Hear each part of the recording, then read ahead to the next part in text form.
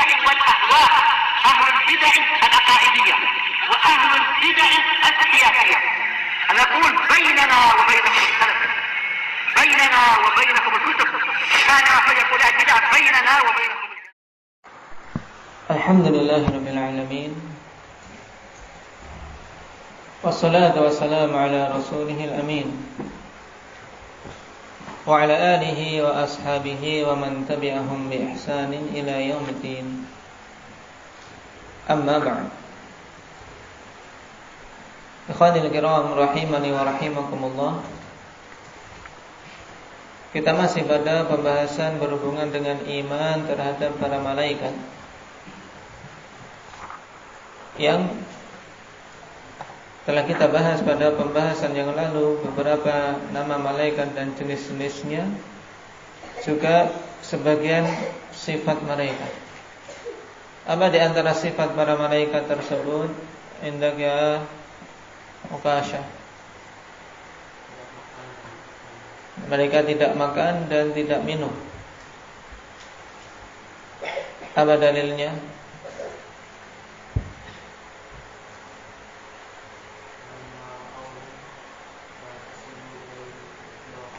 Falamma ra'a aydiyahum la tasilu ilaihi nakirahum. Nah, maka tatkala Nabi Ibrahim melihat mereka, yaitu para malaikat yang datang dalam bentuk manusia, nah, tangannya tidak menyentuh sama sekali hidangan yang dijamukan, menunjukkan mereka tidak butuh makan, tidak butuh minum. Dan ini kekhususan para malaikat yang menunjukkan kekuatan yang ada pada mereka. Nah, dan dulu ikhwanifillah, orang-orang kufar, di antara kritikannya kepada Rasul sallallahu alaihi wasallam, nah, terhadap Rasul, kalau dia seorang Rasul kenapa makan dan minum? Ini, mali hadzal Rasul ya'kulu ta'am wa yamshi fil aswaq. Kenapa Rasul ini mengaku sebagai Rasul kok makan makanan dan berjalan ke pasar? Nah, maka ini pemahaman jahiliyah, untuk apa? Untuk sekedar membantah kebenaran yang datang dari Rasul sallallahu alaihi wasallam. Pokoknya beralasan apa saja. Nah, untuk menolak seruan dakwah Nabi sallallahu alaihi wasallam, di antaranya alasannya tadi. Nah, mereka minta malaikat yang langsung turun. Nah, tidak mau menerima dakwah dari Rasul sallallahu alaihi wasallam karena Rasul masih makan. Nah, masih butuh minum. Padahal makan dan minum sifat manusia, karena Rasul sallallahu alaihi wasallam adalah manusia juga. Yang makan, minum dan tidur. Nah, yang ini juga merupakan salah satu hal yang wajib kita ketahui, bahwasanya beliau dari sisi adalah manusia, sehingga tidak boleh kita ibadahi. Ini hikmahnya. Seandainya Allah menginginkan Rasul sallallahu alaihi wasallam memiliki sifat tidak perlu makan dan minum, bisa tidak? Bisa saja. Bisa saja. Tapi hikmah, Allah Subhanahu wa taala inginkan di sini untuk menunjukkan bahwasanya beliau selain sebagai utusan Allah juga tetap sebagai manusia biasa yang memiliki kebutuhan-kebutuhan sebagaimana manusia yang lain. Adapun para malaikat tidak. Nah, kita masuk pada pertanyaan yang ke-133. Masmul baitil ladzi fis sama'is sabi'ah wa kam yadkhuluhu kullu yaumin minal malaikah. Apa nama rumah yang ada di langit yang ketujuh, dan berapa yang masuk setiap harinya dari kalangan para malaikat? Wal jawab al-baitul ma'mur. Rumah tersebut dinamakan dengan Baitul Ma'mur. Nah, dinamakan makmur karena makmur dengan para malaikat yang senantiasa berzikir, senantiasa memuji Allah Subhanahu wa taala. wa yadkhuluhu kulla yawmin sab'una alfa malakin la ya'uduna ilaihi akhir ma 'alaihim.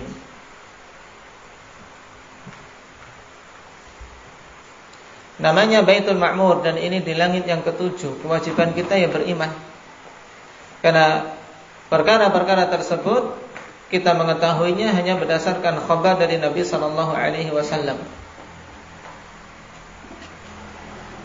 Dan masuk ke rumah tersebut setiap harinya 70.000 malaikat dan tidak akan pernah kembali lagi. Nah, tidak akan pernah kembali lagi setelah masuk ke Baitul Ma'mur. 70 malaikat dalam sehari, kemudian keluar diganti dengan malaikat yang lain. Ini menunjukkan akhwanifillah banyaknya para malaikat yang Allah Subhanahu wa taala ciptakan. Mereka adalah makhluk yang sangat banyak yang tidak bisa menghitung jumlahnya kecuali Allah Subhanahu wa taala. Nah, dalil untuk perkara ini bahwasanya nama rumah tersebut adalah Al-Baitul Ma'mur. Kemudian setiap harinya masuk 70.000 malaikat yang tidak akan pernah kembali lagi. Kemudian diganti oleh malaikat berikutnya 70.000 juga. Wa dalilu hadithul Isra an Anas radhiyallahu anhu. Dalilnya adalah hadis tentang Isra Mi'raj Nabi sallallahu alaihi wasallam. Yang Isra Mi'raj juga merupakan perkara yang wajib kita imani, termasuk mukjizat dari mukjizat yang Allah Subhanahu wa taala berikan kepada Nabi sallallahu alaihi wasallam. Apa makna Isra? Indaka ya Maulana.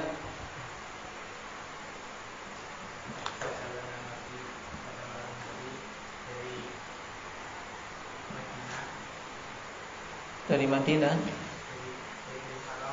Masjidil Haram,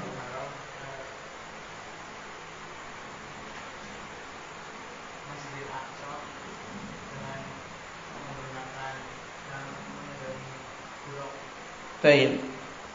Perjalanan Nabi sallallahu alaihi wasallam di waktu malam dari Masjidil Haram menuju ke Masjidil Aqsa bersama Jibril dengan mengendarai buruk. Nah, ini Isra. Adapun Mi'raj, apa makna Mi'raj? Indaka Arin.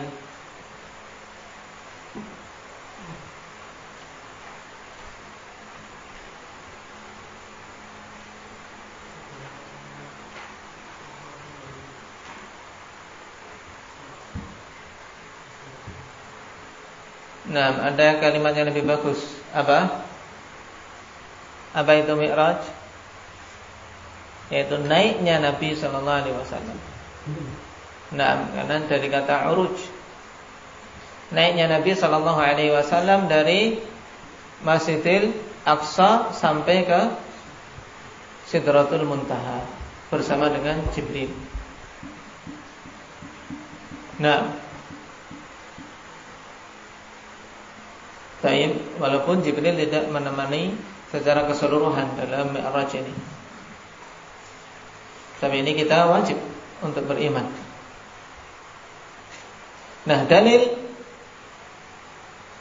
tentang Baitul Ma'mur ini ada dalam kisah Isra wal Mi'raj yang haditsnya panjang. Wa fihi ba'da mujawazatihi sallallahu alaihi wasallam lis-sama'is sabi'ah.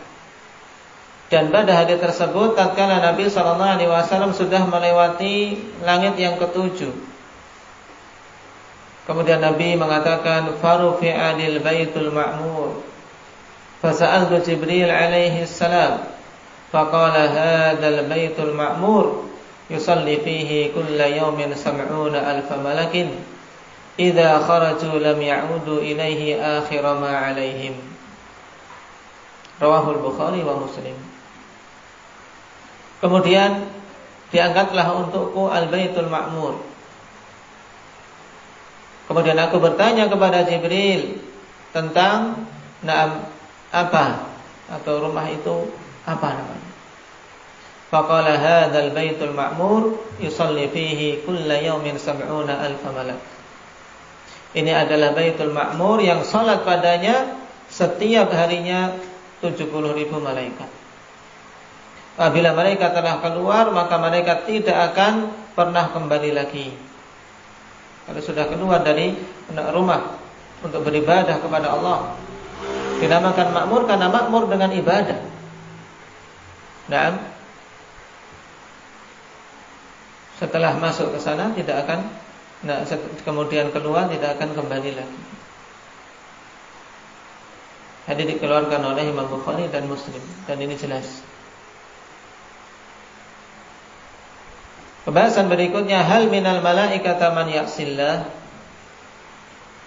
Apakah di antara para malaikat itu ada yang bermaksiat kepada Allah Subhanahu wa taala? Wal jawab la. Jawabannya tidak. Tidak ada seorang pun dari malaikat yang bermaksiat. Apa dalilnya? Qala Allah Ta'ala la ya'sunallaha ma amarahum wa yaf'aluna ma yu'marun.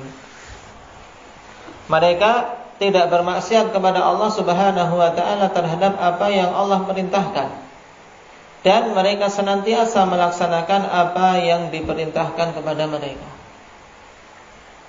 Ini juga sifat di antara sifat-sifat khusus para malaikat, sehingga dengannya kita mengetahui mereka ini hamba-hamba yang mulia. Alhamdulillah, tidak pernah bermaksiat pada Allah Subhanahu wa taala, karena memang Allah tidak memberikan hawa nafsu kepada mereka,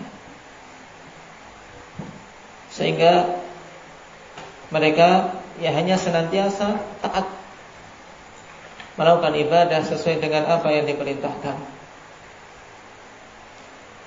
Oleh karena itulah dari sini kita ketahui bahwasanya iblis, ikhwanifillah, bukan termasuk dari deretan para malaikat. Lalu bagaimana menjawab ayat di mana Allah Subhanahu wa taala berfirman, wa idh qulna lil malaikati isjudu li adama fasajadu illa iblis. Tatkala kami katakan kepada para malaikat, usjudu li Adam, sujudlah kalian kepada Adam. Fasajadu, maka mereka semuanya sujud illa iblis, kecuali iblis. Nah, perhatikan kata illa iblis. Berarti apa? Dia termasuk yang terkena perintah. Dan dalam awal ayat wa idh qulna lil malaikah, apakah ayat ini menunjukkan bahwasanya iblis masuk dalam deretan malaikat? Bagaimana jawabannya? Indah ya Abu Mujahid.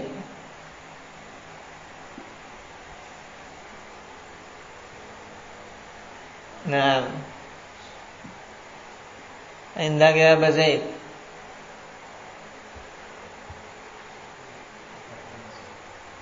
Tidak termasuk dari kalangan para malaikat. Nah, lalu bagaimana menjawab ayat?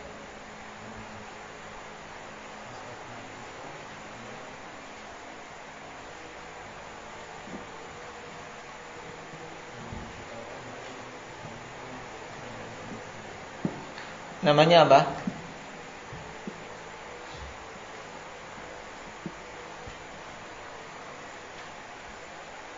Istitsna munqati. Nah, dikarenakan istitsna di sini illa iblis, adalah istitsna munqati. Nah, dalam pembahasan lughah alhamdulillah, istitsna ada dua, muttasil dan munqati. Dan di sini munqati dalam artian, mustatsna bukan merupakan bagian dari mustatsna minhu. Iblis bukan merupakan bagian dari para malaikat. Dan ini secara bahasa sah-sah saja ketika mengatakan wa idh qulna lil malaikati isjudu li adama fasajadu illa iblis. Tidak kemudian mengharuskan iblis masuk deretan malaikat. Dari mana kita bisa menegaskan kalau iblis bukan dari deretan malaikat? Dari ayat yang lain. Nah, makanya kita bawa di sini istitsna munqati, yaitu kecuali iblis, walaupun iblis bukan masuk dalam deretan malaikat, tapi dia termasuk dalam deretan makhluk Allah yang ikuti perintah. Dalam surat Al-Kahfi Allah Subhanahu wa taala katakan apa? illa iblis kana minal jin. Kecuali iblis, dan iblis itu termasuk dari kalangan jin.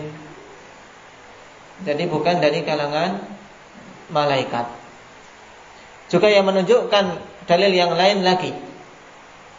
Dalil yang lain lagi yang menunjukkan bahwasanya iblis bukan dari kalangan malaikat. Apa Arif?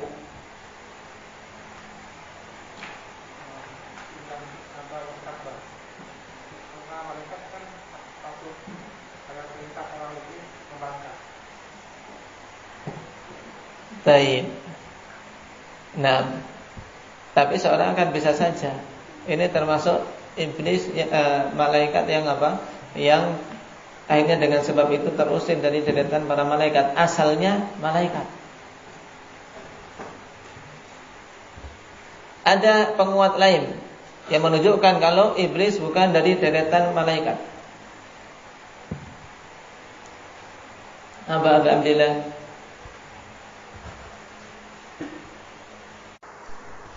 Baik.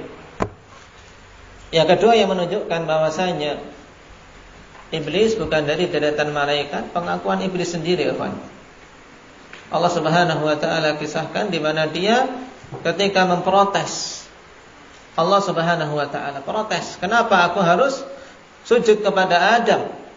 Khalaqtani min nar wa khalaqtahu min tin." Engkau telah menciptakan aku dari api, sedangkan engkau menciptakan Adam dari tanah. Kenapa aku harus sujud kepada Adam? Karena menurut dia api itu lebih mulia. Nah, ya, di surat Shad ayat 76. Jadi ini dua yang menjadi apa? Bukti akhwanifillah kalau iblis bukan masuk deretan malaikat. Di surat Al-Kahfi dan di surat Shad. Nah, dengan itu maka kita bisa menegaskan kalau ayat yang mengatakan wa id qulna lil malaikati isjudu li adam fasajadu illa iblis, di sini adalah apa? Istifna munqati'. Istifna munqati'. Karena tidak bisa kita menetapkan itu kecuali dengan dalil. Sebagaimana misalnya qamal qaumu illa himar. Jelas himar ini bukan bagian dari kaum itu. Karena yang dimaksud kaum itu manusia. Semuanya berdiri kecuali seekor keledai. Kita harus menetapkan keledai bukan bagian dari manusia. Nah, maka itu diingat-ingat sehingga tidak bingung menjawab ayat na'am istitsna pada kata illa iblis. Juga di antara yang menguatkan hal tersebut dari sifatnya sebagaimana disebutkan tadi. Karena malaikat akhwanifillah sifatnya adalah la ya'sunallaha ma amarahum wa yaf'aluna ma yu'marun. Mereka tidak pernah bermaksiat. Maka tatkala kalau ada iblis, ada yang bermaksiat, enggak mungkin itu dari deretan para apa? Deretan para malaikat. Nah, dari sini pula ikhwanillah kita apa? Dituntut untuk apa? Mencintai para malaikat, karena mereka hamba-hamba Allah Subhanahu wa taala yang tidak pernah bermaksiat. Dan juga hendaknya kita mengikuti dan mengusahakan untuk jauh dari kemaksiatan kepada Allah Subhanahu wa taala. Karena sungguh maksiat memiliki dampak yang sangat buruk pada kehidupan seseorang, baik di dunia maupun di akhirat. Nah, barakallahu fikum, nasallallahu at-taufiq was sadad.